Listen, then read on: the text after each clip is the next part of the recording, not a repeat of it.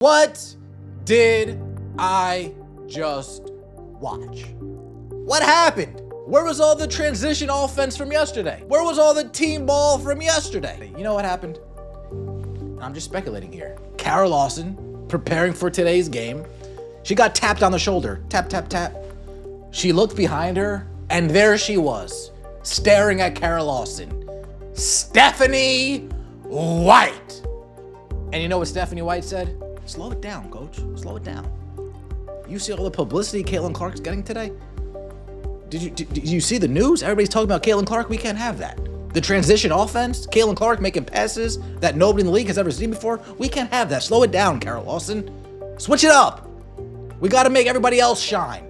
The lights in the arena flickered as if the entire crowd held its breath at once. Caitlin Clark's explosive energy from the night before had vanished without a trace. One quiet conversation on the bench rewrote the rules of women's basketball overnight, turning its biggest draw into an afterthought on purpose. And Team USA had just crushed it in Game 1 against Puerto Rico, riding high on fast breaks, no-look passes, and the kind of highlight reel plays that make casual fans stop scrolling. Caitlin Clark ran the show like she owned the floor. She pushed the ball up the court in seconds, found open teammates with laser passes no one else in the league even attempts, and kept the offense flowing so smoothly that the game felt electric. Viewers at home couldn't look away. That's the Caitlin Clark effect, the one that shattered every WNBA record for TV ratings last season. Games with her on the court pulled in over 1 million fans on average. Playoff nights hit 2, 3, even 4 million, numbers the league had never touched before. She didn't just play basketball, she made the sport feel alive for millions who had never cared about women's hoops. Then Game 2 happened and everything flipped. The same team, the same opponent, but suddenly it was like someone had hit a hidden switch. Caitlin checked in off the bench instead of starting. She played only 16 minutes total. In the entire first half, she recorded 0 assists, the best passer in the game, surrounded by elite talent, yet she set up exactly 0 baskets for her teammates over 2 full quarters. That's not a bad night. That's a completely different playbook being forced on her. The fast breaks disappeared. The full court lasers that broke highlight reels were gone. Instead, the offense slowed to a crawl, players holding the ball for long stretches, calling isolation plays, and letting the shot clock tick down while everyone stood around watching. What a brutal game, folks. What a brutal game. Did Caitlin Clark miss some shots? Yeah, she missed some shots. But in terms of the team ball that we saw yesterday, in terms of anything being exciting from today, just simply wasn't there. It was a snooze fest today. Caitlin Clark getting looked off by teammates. Angel Reese dribbling the ball right past Caitlin Clark, only to turn it over.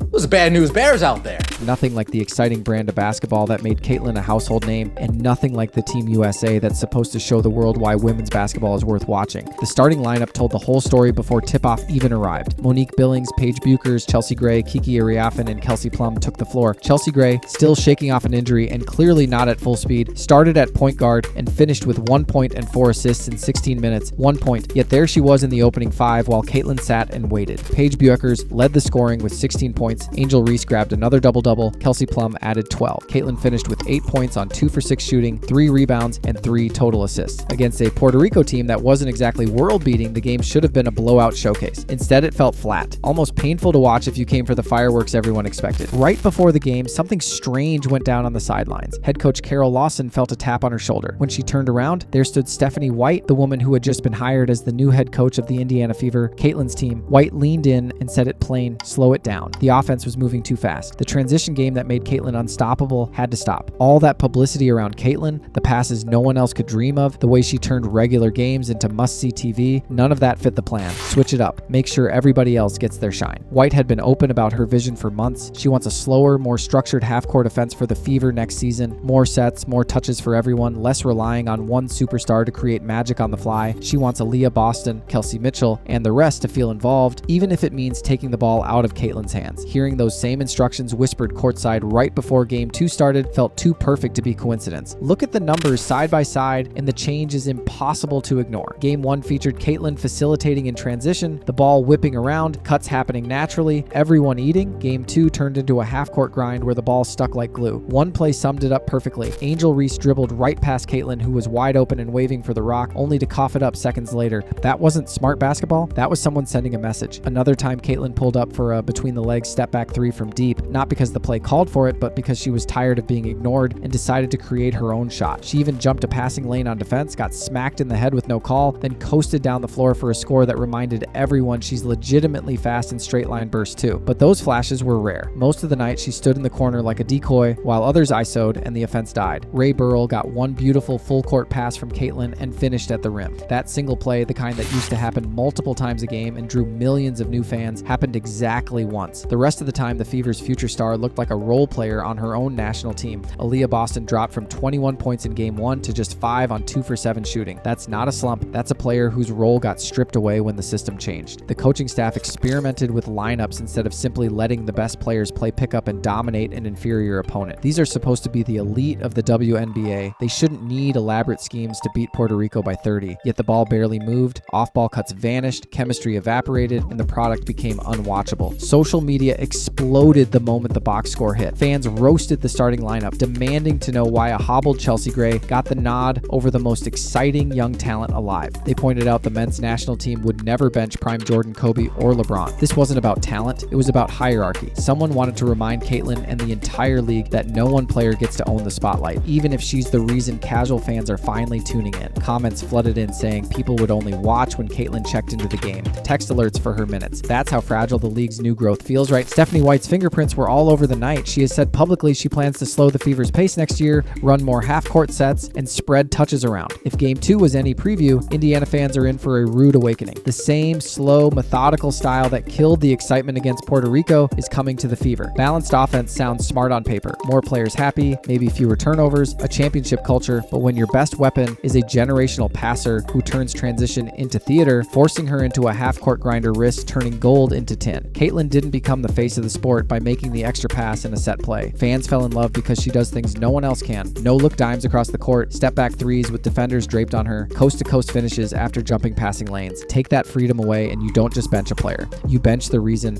millions of new eyes discovered women's basketball. The league stands at a crossroads because of this exact tension. Caitlin's arrival last year transformed everything. Merch sales skyrocketed. Arenas that used to be half empty suddenly sold out. TV deals got renegotiated. She didn't just play, she marketed the entire WNBA for free by being must-watch television. Yet now, a coaching philosophy that prioritizes equality over electricity threatens to reverse that momentum, slow it down, share the ball, make everyone shine. Those words sound noble until you realize they come at the cost of the one ingredient that made the sport explode: unfiltered star power. If the Fever adopt this system full-time, casual fans who discovered the league through Caitlin's highlights might drift back to whatever else is on their phones. The numbers don't lie. Games without her energy already draw dramatically fewer viewers. Replicating that dull exhibition style over a full season could stall the growth the league has waited decades to achieve. Even the international angle feels like a missed opportunity. Team USA exhibitions are supposed to grow the game globally. Fans in other countries who might be watching women's basketball for the first time saw a slow, disjointed product instead of the highlight machine they expected. That's not just bad basketball, it's bad business. You have the most marketable athlete in the sport, and you hide her behind a system that prioritizes role players. Chelsea Gray is a champion with elite basketball IQ, no question. When healthy, she's one of the best point guards alive, but putting her in the starting lineup while the sport's biggest draw rides the pine sends the wrong message to everyone watching. Old guard over new excitement, tradition over transformation. The conspiracy theory might sound wild at first, Stephanie White whispering in the coach's ear to dial back Caitlin's game so others could shine, but when you stack the evidence, the sudden pace change, the 0 assist half, the benching despite clear talent gap, the exact philosophy White has preached for the Fever, it stops sounding like speculation and starts looking like a deliberate choice. Game 1 proved what happens when Caitlin runs free. Everyone eats, the crowd roars, the sport grows. Game 2 proved what happens when that freedom gets taken: stagnation, frustration, and fans checking their phones instead of the score. The pattern is too clean to dismiss. Someone decided the hierarchy needed reinforcing, and Caitlin Clark drew the short straw. What comes next for the Fever will decide more than one team's record. It will decide whether the WNBA keeps riding the wave Caitlin created or lets it crash back to the shore. If Stephanie White installs the same slow, egalitarian system in Indiana, expect more nights like Game 2, solid wins, balanced stats, and empty seats from fans who came for magic and got mechanics instead. Caitlin can still succeed in that system. She's too talented not to. But the league loses when its brightest star is dimmed on purpose. The tap on the shoulder that night in the arena wasn't just coaching advice. It was a warning shot across the future of women's basketball. Slow down, spread it out, or risk losing the very spark that finally put the sport on the map. Fans already sense it. They're watching closer than ever, and they're not going to stay quiet if the excitement gets sacrificed for the sake of balance. The next season will show whether the league learned the right lesson from that exhibition or whether they're willing to let the biggest star in the game become a supporting actress while the spotlight fades.